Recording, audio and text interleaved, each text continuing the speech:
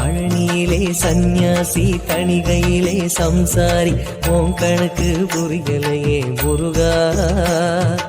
ஆறுபடை மீதிலே 100 முகம் காட்டுற ஆறுதலை தேடுற எந்த முகம் காட்டுவ அறியாம தவிக்கிறேனே முருகா. இந்த பாவி கேட்பதென்ன தவறா? நினைக்கின்ற பொழுதெல்லாம் நிகரில்ல பக்தி ரசம் கொடுக்கின்ற சக்தி வேலும்.